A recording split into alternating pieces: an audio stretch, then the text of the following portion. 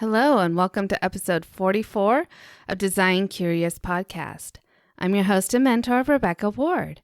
Today on the podcast, we have a fabulous interview with Nina Parvaresh, and I just know you're going to love this conversation that I had with her. So before I tell you a little bit more about her, wanted to remind you this is the last week that you can take advantage of the promotion that we're doing with Erica Soret. You'll remember Erica Soret from episode 38. Of how storytelling and brand marketing will level up your interior design career. So she's created and just launched a new course called the Brand Storytelling Masterclass on Teachable for people just like you. And so there's an opportunity to take this masterclass for free. And how you can do that is leave a review of Design Curious Podcast. Screenshot that review and send it to me. You can email it podcast@rwarddesign.com or post it on Instagram and tag me and Erica, and we will send you the code to take that masterclass for free. And you're going to want to do this because the course is designed to be short and easy to complete, but you'll learn how to write compelling stories for your brand in an easy to implement step-by-step masterclass format to get you crafting unforgettable brand narrative in just a few short hours. By the end of this course, you'll have created your own taglines, brand scripts, and content matrix, allowing you to easily generate 20 plus unique content topics and use them for social media, blog posts, email campaigns, and more. So take advantage of this last week of being able to get that coupon code to take her masterclass. You're going to want to do this. Brand storytelling is so important for your business, for your brand, and just getting out there.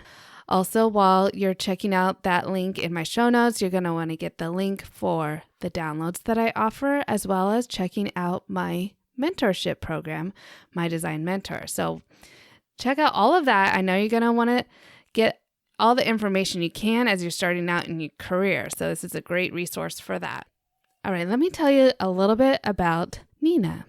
She was born and raised in a charming town about an hour outside of Paris, and we'll hear a little bit about her story of getting into the School of Architecture and at the École des Beaux-Arts. Then just how she started her career. It's just really fascinating. So I'm going to let her tell that story. But her approach to work is holistic, and there are boundaries between the divisions of the field from lighting to structural design to FF&E, and it's developed a desire in her to build something that she can carry the project through fully and completely without jeopardizing or compromising on the thread that ties the whole characteristic narrative of the project together. Her curiosity led her to learn from so many different fields that she did not specialize in, and learned how to become an interior designer, a lighting designer, and even learned a lot about fields that she thought she disliked, such as plumbing or automation systems, which still gives her anxiety attacks. So she really has a can-do attitude, willing to take on any project, learn anything that she needs to make her projects really stand out and customize to the nth degree for her clients.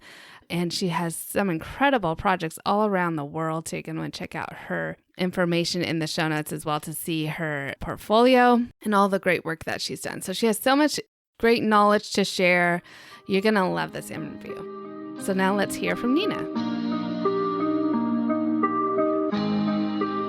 You're now listening to Design Curious, a place where you, creative one, are here to learn about what it really is like to be an interior designer. And I'm your host and mentor, Rebecca Ward. If you're worried about how to succeed in a creative career, if you're ready to learn your next steps to become an interior designer, and if you want the satisfaction of doing something you love every day, you are in the right place. Grab a coffee, a notebook, and let's dig into today's episode. Hi, Nina. Welcome to Design Curious Podcast. Hi, Rebecca. Thanks for having me. Yes, of course. And I'm so excited that we were able to coordinate this. I know that you are now working out of Dubai. Is that right? Yes, that's correct. So I was born and brought up in France, and I moved to the Middle East about 13 years ago, where I directly started my own business, basically my design business. Okay, wonderful. Yeah. So let's start in France, where you were born. Yeah. And at what point did you get into interior design and what inspired that? So what I heard from like a lot of your guests from a very, very young age. As far as I remember, my grandmother would say to my mom when I was like 3 years old, she's going to be an architect, she's going to be a designer, because from a very young age, I was drawing. Like, apparently, Mhm. my drawing skills were not like a normal child. So I remember being like 2, 3 years old and being at nursery and my parents picking me up. And the teacher would say, like, she's drawing full houses. So yeah, the first drawings that I've ever done were like houses, So, and then as I grew up and as I was a teenager, my mom really pushed me to go to, the kind of art school that you go after classes. Yeah. I attended all of that quite early on, and I was always the youngest, beside the fact that like at home I was a real design dictator. And I think more than that, I was always like very sensitive to spaces. I think I realized very early on how spaces could affect your mood. Of course, at Hmm. the time, I didn't know why or how, but I knew that in some spaces I was like really happy, and in some others I hated it. I used to Hmm. like have a phobia of green color.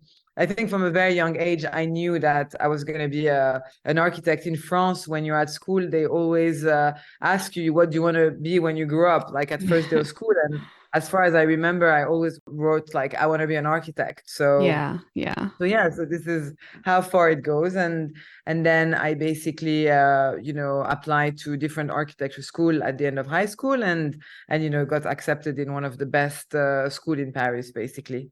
So I Wonderful. graduated as an architect, Okay. but of course then in my practice, moved from, I mean, we still do a lot of architecture, but I would say, when you do a project from A to Z, the Hmm. architectural phase is maybe 3 months, whereas the interior design phase takes like 9 months. So if I Right. have to do a Yeah. ratio like this, so yeah, but I'm as a trained architect, basically. Did you have any other colleagues that were women in the architecture program? Was it primarily men or? No, I mean, I think in France, actually, I remember, so I started my studies in 2002, Hmm. and in France, the program is about 6 years, so it's, a bit longer than in the US. But no, it was very equal. And I actually Okay. remember first year of architecture, one of my professor announcing that it was the first year that there was more female in the Mm. in that batch than men, so it was interesting. And I think right now, if you look at the datas, I mean, it's really like 50-50, if not more women than men actually Yeah. graduating from architecture schools. Yeah. Okay. So Yeah. did that program also fold in interior design elements as Yes, well? yes, absolutely. Okay. So the reason why I think I decided to go to the architecture path is because, I wanted to learn the larger scale, because I was also accepted to one of the best school, in the world in terms of interior design. But then I thought, if I learn everything from an interior perspective, then what's going to be my perspective on thinking of the whole thing? And one of the most important factors for me, I think, is the link between architecture and interior design. Mm. And too often, I think there are architects out there that do not care about interior design. Hmm. And then interior designers get stuck with the mistakes of the architect. So Hmm. this is something that I don't believe in. I don't believe in boxes in design, Yeah. from the scale of like urban design to the scale of furniture design.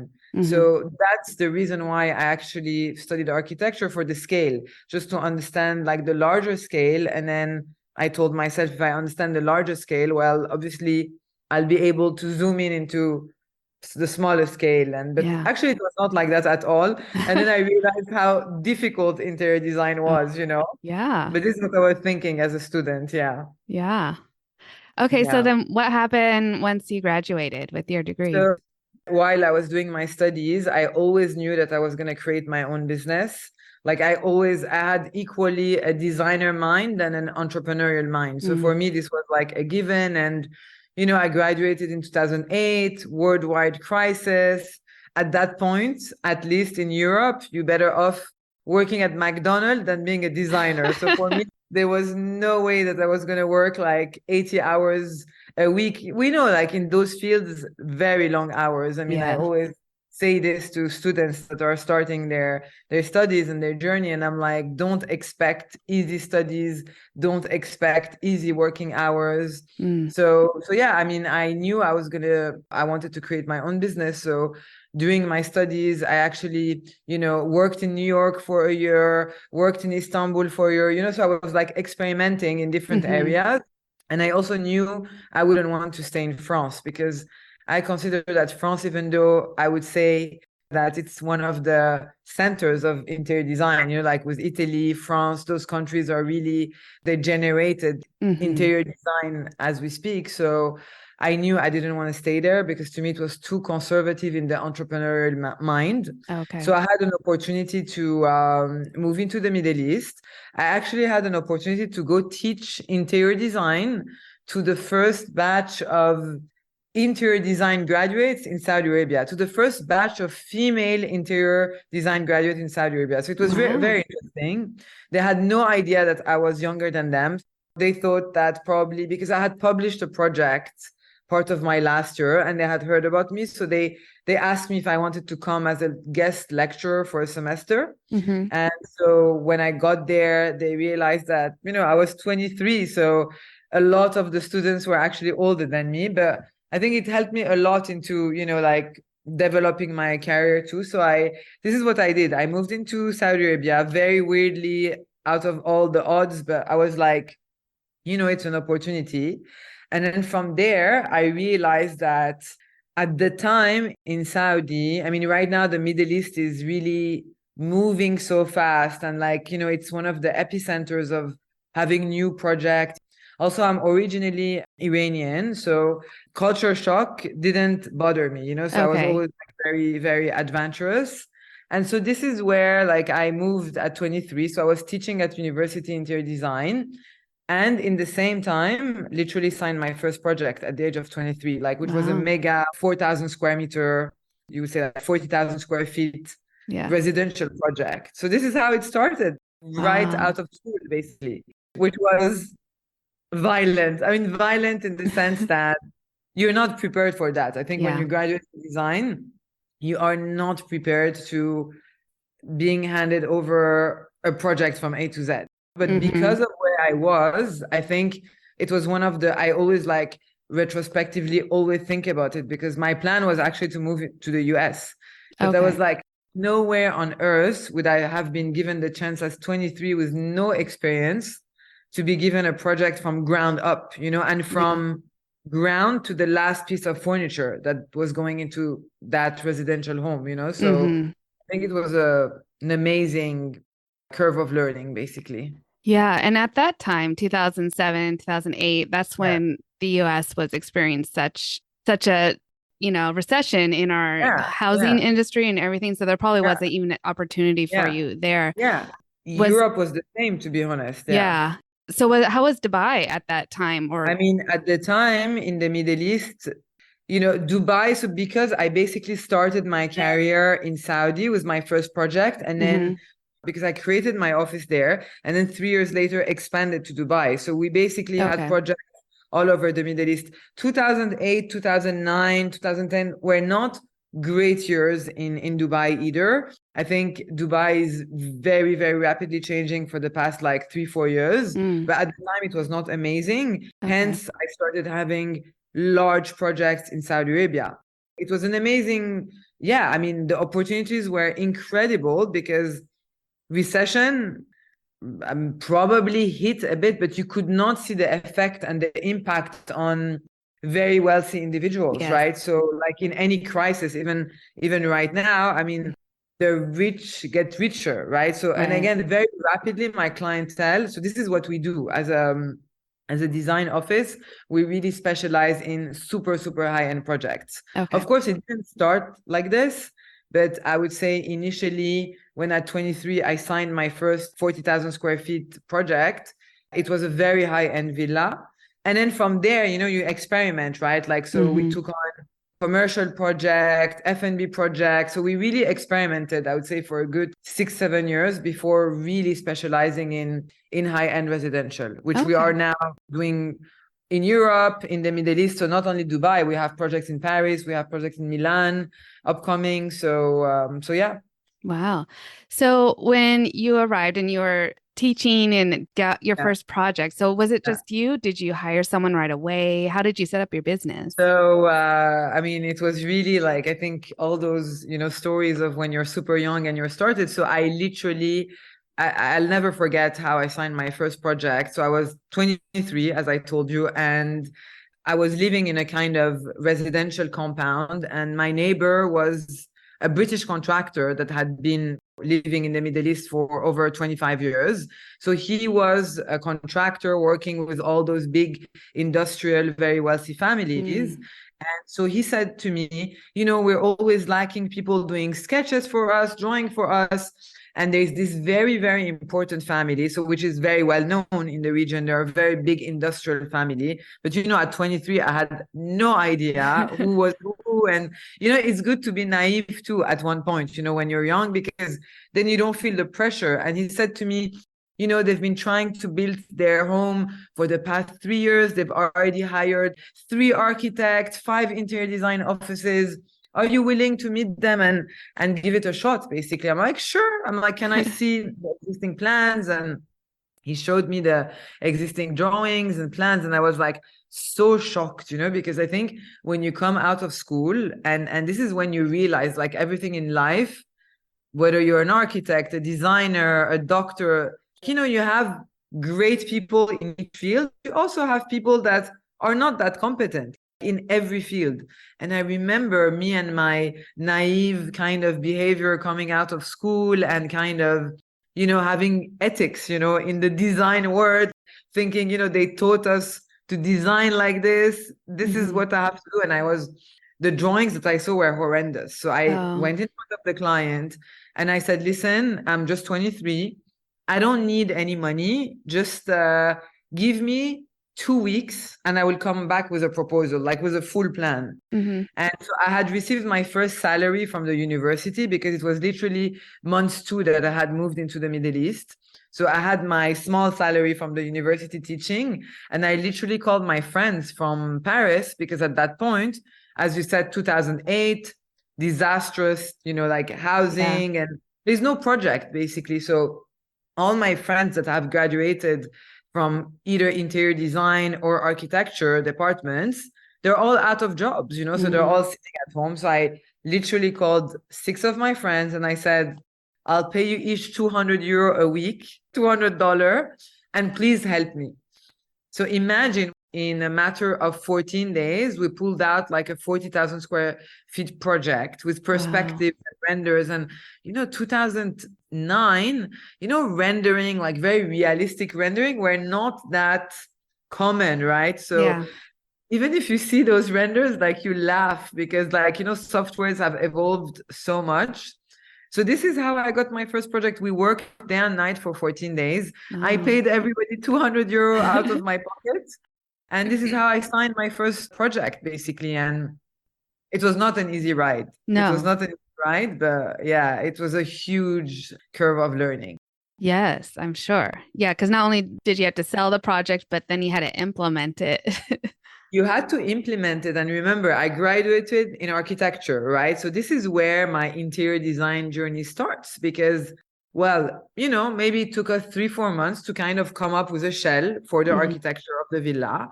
And this is what we knew, right? This is what we knew. But then you fall into the reality.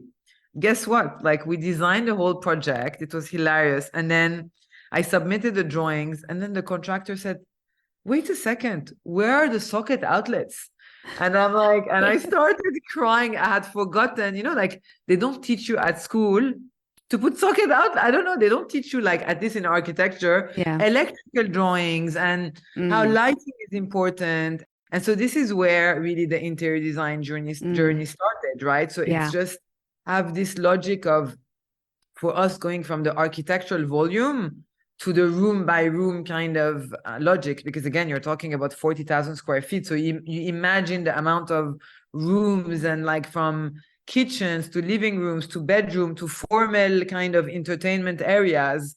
So it was just, as I said, like really, if I have a word in mind, it's like curve of learning, which was Yes. incredible, you know? And yeah, when I think of that project, because I still do projects for that same family, Oh, okay. it started with the older brother, and we're actually right now working on the younger sister villa. And I somehow feel bad for the older brother because I'm like, I didn't know anything, right? Like I remember learning lighting during that project. I remember learning so much about interior materials and bathroom design. How do you design a bathroom into Yeah. details of, you know, there's such a huge gap between concept and reality. And I think this is what made us become a successful design office is we care so much about the reality rather than just like ideas on papers. And this came from that first project because, you know, I didn't have a choice. Our drawings were going on site directly. So when you design a bathroom and then you design a niche in a bathroom and what you design is not very realistic because the corners are going to be disgusting and you see it, you don't do that same mistake twice, right? Rather than, so this is how I started basically. Wow, really hands-on. Yeah. Yeah. Wow. So you had your friends that were helping you for Yeah. submitting the project. Then Yeah. did they Yeah. stay with you after that or? So this is really the premise, is like the very beginning of my company. Yeah, I mean, a few of them. So I was still having a full-time job at the university Right. lecturing as an in the interior design department. So that was also very interesting.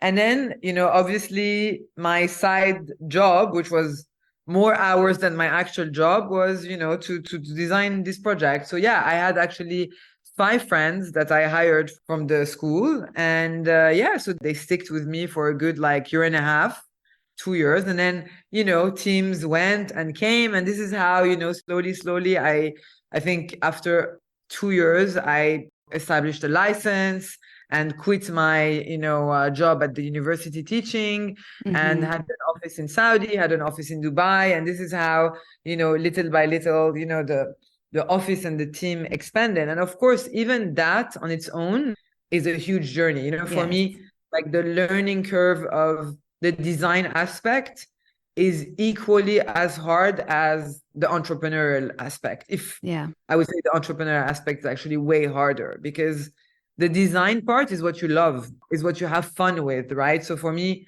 I always had fun going to suppliers, learning, things that I didn't know, you know, and I was lucky enough to do those very high-end projects, right? So I think when you're in that kind of niche, you learn so much because let's say you go to a furniture supplier. I mean, you know, you have a lot of family-owned houses in Europe, in Italy, in France in particular. Let's say, you know, a fabric house like La Maison Pierre Frey, which was known worldwide, that they know their job for decades and centuries, you know, so you learn so much from them in every aspect, from fabric to lighting to furniture. So I was really lucky to evolve with this kind of sphere. But then the entrepreneurial journey was another story because I didn't really have a mentor to tell me the things I wish I could tell somebody today, you know, if they wanted their interior design or their, you know, their design studio. So yeah, I mean, yeah, it was a whole process, obviously. Wow. Yeah. So do you ever have any interns or do you do any mentoring currently? Yeah, I mean, we do. We recently actually, you know, that first contractor that I talked to you about. So the son of the contractor, which, you know, we evolved together like around the years, his daughter, who just graduated in interior design in the UK, flew to Dubai to have an internship with us because Oh. I mean, I think is very important, but even beyond interns, we always have like junior designers, right? Like junior interior designers. After 15 years of running this business, I'm always like, I'm so tired of training people, but that's what you have to do. If you want to delegate, Yeah. you have to keep on training people. Yeah. And whoever I hire, like we just hired a new, very junior interior designer, fresh off the boat. And I told her, consider, you know, nothing. Attend all the meetings and just listen to what happens. And I know because I see in her face that sometimes she doesn't understand half of the things we're talking about, but nonetheless, at least, you know, she gets accustomed to, when you're in interior design school, you don't learn about MEP, right? You don't learn about AC. You don't learn about the technicality of everything. But Yeah. a big part of your job, I think, when you design a room is to think, okay, what's the impact of that AC grill in my space? Right. Or what's the impact of electrical work in my space? Because true high-end interior design, it's about all those details, So I guess, yeah, the training goes to make them from concept to reality. And I always care about, this is what I care. I think at school, I always said it. I think what matters to me is to develop your brain in terms of thinking, because the technical aspect, for me at school, somebody could have explained me 10 times how was AC or electrical was working or plumbing. I would not have understood. I think I understood when I saw it in front of me, basically. Yes, 100%. Yeah. So I think what matters really in interior design studies and even in the early years is to understand problem solving, is to understand relationship with clients, is to understand how to have like a conceptual mind, how to put an idea into paper, and into because to me this is the biggest quality of I always say like designers, we are like psychiatrists or psychologists or like, Yes. you're almost like psychologists. For me, this is what I tell my client. I'm like, I'm no longer an architect. I'm a full-on psychologist because, you have to, especially when you do residential projects, I think it's so intimate and so intimately linked to the customer that you have to have a deep understanding of their vision and your vision and how you put it like together, basically. Yeah. Oh, really good advice. Yeah. That's great. So do you primarily then do residential projects or you mix with commercial? Yeah, so right now, I mean, in the past and, through our websites, the audience could find a lot of like even restaurants, F&B, commercial, but now for the past, I would say 2-3 years, we focused on high-end residential. So that's typically what we do. And the reason is that I don't like budgets. And I also don't like to do things very, very fast. And because our niche is to go into that segment of super high quality, right? And quality is money and quality is time, right? So it's like when we're designing right now in Dubai an island which has the Bulgari hotel and there are the Bulgari residences. We're designing one of the penthouse, which is very, very exclusive.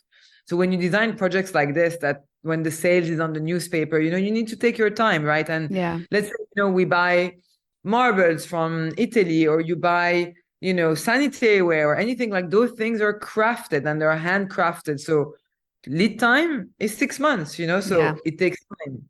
And it's very, very expensive, especially post-COVID, the crisis in the supply chain, I think, So yeah, that's the reason why right now we're doing high-end residential, because I realized that at this stage, for me, it's very interesting to learn. I mean, this is the only way that for me, I keep evolving is to learn from those artisan kind of house.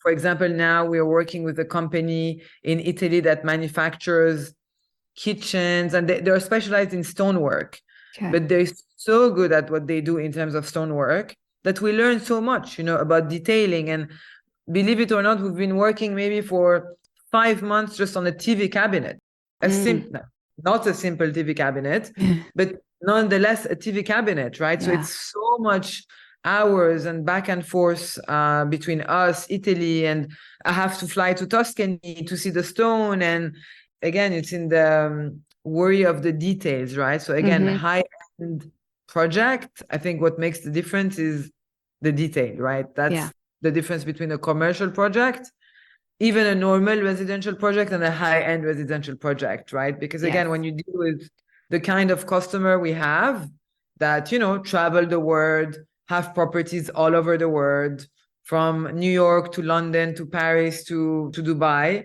their expectations are insane, So I think you have to kind of, you have to step up to that. Yeah, you have to step up. And I always say like interior design and architecture, for anyone that wants to jump into this field, the spectrum of what you do is so broad. Again, at least in our practice, I always have like employees or ex-employees, like I'm always surprised. Like when every year I sit with them, like, so how do you feel in the company? What could we improve? And I'm always like positively surprised because of course it's a lot of pressure, but I'm always positively surprised when they say, we learned so much in this company because so we take on projects from A to Z, from again, architecture to delivery of the keys. So meaning that we hire the contractor. So it's Right. it's also a very particular business model. We hire the contractor. We handle all procurement aspect, which I often feel in interior design is a very big part. Yes. The last thing that you want is to design something, and then for XYZ reason, what you've designed is not implemented. Yes. So it's a kind of controlling the whole process from A to Z. A massive responsibility, but also it could be a huge reward because then the product that you've designed, the render, let's say, the reality is even better than the render. So that's the interesting part, but it's also a lot of responsibility. Yeah, for sure. So you had to really develop your team as far as like artisans and craftsmen who can do all these custom designs that you're coming up with for this high-end. Yeah, absolutely. And even in my own team, so we have architects, interior designers, furniture designers. So, it's very broad, right? Like we even have a textile designer, that works with prints and patterns. And so, but again, what I care about at the end is, to me, it doesn't matter whether you graduated in interior design or architecture, or because for me, all those fields, they have to cross passes. Like for me, it's impossible to. I've been asked so many times to come handle the interior design of a project that was already done. Like let's say there is a villa and somebody has already designed the architecture and you're called in for the interior design.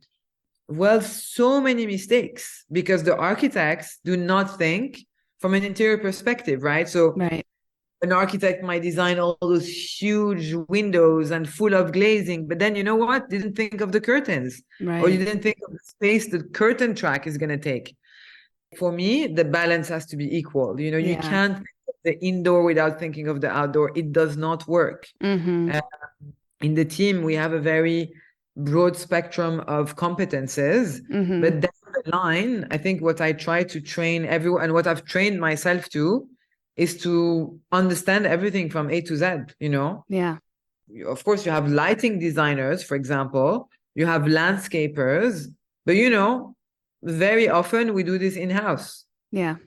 When I've tried to hire external, let's say, lighting designers, but then I feel there is some sort of miscoordination, or that at the end of the day, like the vision is full when every aspect of design is taken into consideration, and this is where I feel we obtain the most successful projects.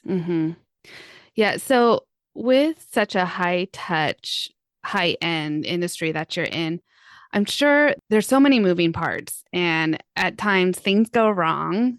Is there a mindset that you have to maintain in order to know that the things will go wrong, but you're going to move forward still? Yeah, of course. Well, it's a very hard part. And I think all the gray hairs that I have up to date are because of everything that went wrong, for the past few years. Yeah. But of course, everything goes wrong on every single project. That's like a guarantee.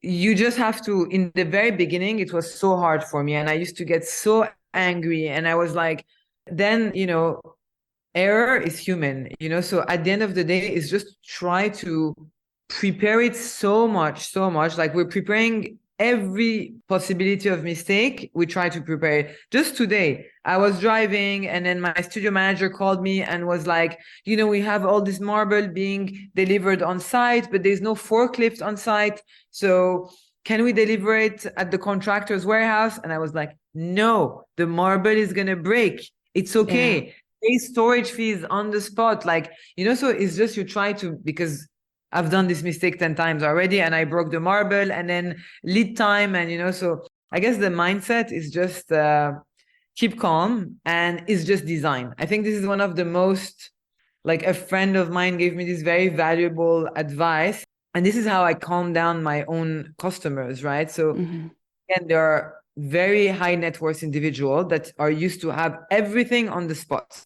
But the reality, Rebecca, is that at the end of the day, it's just design. It's just materialistic things. Yes. You know, something is implemented wrong. Well, it's okay. It can be redone. We're going to lose a week, but nobody's going to die if the client moves a week later into a property that is going to have 4 years, right? Yeah. But being a perfectionist, and this is my biggest, I would say, pro and cons, like in my personality, it's very hard because when you're a perfectionist and you want that little edge to be perfect, but sometimes you have to accept that maybe you're going to have to redo it 3 times because maybe the contractor is not going to understand what you mean, or is not going to have the eyes that you have, you know, and like for somebody, maybe that edge is okay, but for you, it's not okay. Or like yesterday, you know, we post a lot on our social media, and like my team always makes fun of me, but we spend maybe 2 hours looking at the wood sample because I kept saying, no, but sorry, this wood is too saturated. The grain is, the veneer is too red. It's too red. And like you had 20 people thinking that I was completely crazy. But again, this is when you do super high-end projects. And if we do the full door and it comes wrong, well, guess what? I'm going to have to be very calm, explain to the client that this was not the intent, and it's okay, you know? So I always say that. Like I remember 2 years ago, I had a client losing it on me because of a wallpaper. And a wallpaper that took 6 months to be made and was like handmade and hand painted, and it came and it was the wrong height. I wanted to cry myself, but the client lost it completely. And I had to really like do a little meditation in my head in 30 seconds and say, you know, it's just interior design. Think that everything is relative, right? So this is the kind of mindset that I try to keep. In our case, what's difficult sometimes is because we have the responsibility of the budget and the money. So I try to teach my team to really be conscious, because guess what? If there is a mistake on a drawing, and, you know, like I'm talking about that TV cabinet that I was telling you, but that TV cabinet cost nearly $200,000. So a tiny mistake on the drawing means a mistake in production, means I'm bleeding $20,000-$30,000 because I'm going to have to redo something. Right. And that's not the fault of the client. Right. That's my team that did something wrong. So this is also very hard to make everybody understand. I think when you have your own business, you have to factor in finances. And risk. Yeah. And risk. So yeah. Yeah. And I think especially getting into higher end, more custom detailing, there's more risk involved because of that. Like you were saying, just one little thing going wrong, then you've got to pay out tens of thousands for that. Yeah. And it's timing also, you know, it's timing, because you tell your clients, and I always say, I think in our field, what's important is how to manage expectations, especially if you end up having very high net worth individuals as customers.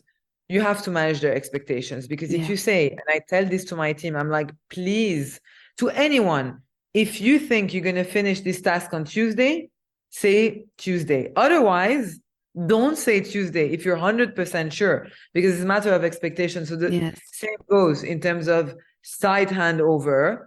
If my contractor tells me, and I sign a contract with my contractor saying, you know, May, guaranteed I'm not telling May to the client, because I know I suffered too much of like being transparent like this. It never happens. Anything the contractor will tell me, I add 20% time. So let's say now he tells me May, I'm telling the client July. And if July works, it's a miracle already. You know what I mean? So I know. It's managing expectation and managing risk. And you can only gain it by doing mistakes, and doing mistakes that are going to make you cry, you know, as a business owner, as a designer. If you really care about what you do, and we do, and I really do, then it's hard. You know, like I will never let go of, you know, a wrong paint color, or I will never let go at even if there's so much money involved. But I guess you learn also, like, as you go on with your practice, you also have to sometimes mitigate. If the parquet is not the exact same tone that you wanted, but everybody says it's stunning, you're like, okay, it's stunning. Like if the client says it's stunning, then you have to let go of the own perfection that you have in your brain as a designer, Right. Yes, 100%. Oh, so good. Wow. Well, thank you, gosh, for all of the great You're advice. I welcome. feel like we could just talk forever and you'd have more and more That's advice to say. definitely.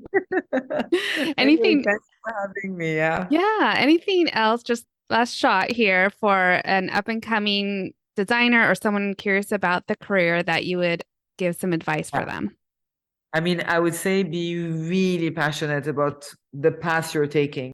Like any other job, actually, whether a designer or any other job, be so passionate because in this field, I mean, I think it's so hard. You have to be so attached to and loving what you're doing because, long hours, difficult clients.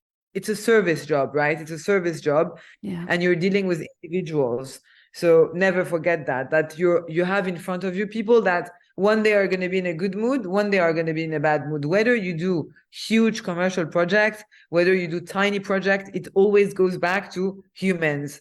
So I think if you're not good at being good with humans, also like be aware of that.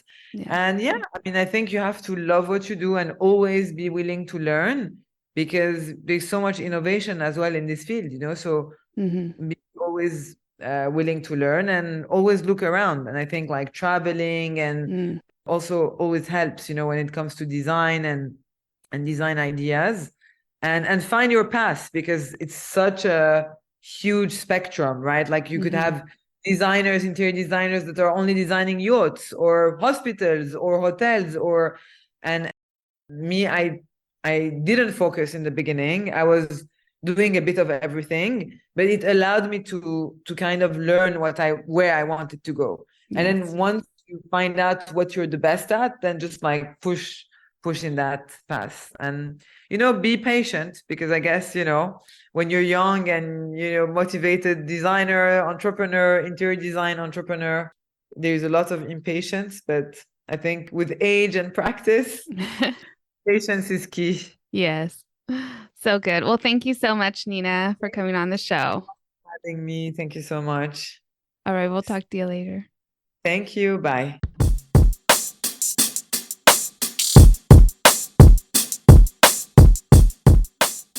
What an inspiration. She has accomplished so much at a young age and still has so much more to give. And I love her willingness to learn and try new things and her process that is completely unique. And knowing that she doesn't know it all, she goes through all the same hardships that every other interior designer does, but she picks herself back up and knows how to move past all the struggles and make the project come out a success in the end. So go check out Nina's information because you're going to want to learn a lot more from her. And don't forget that you're going to want to leave a review of Design Curious Podcast so you can get the promo code the last week you can. Promotion ends this month in June, so you can get the promo code to Erica Sorit's masterclass on brand storytelling.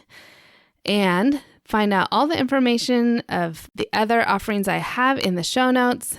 Stay tuned for next week, another great episode on Design Curious. And until then, stay creative. Thanks for listening.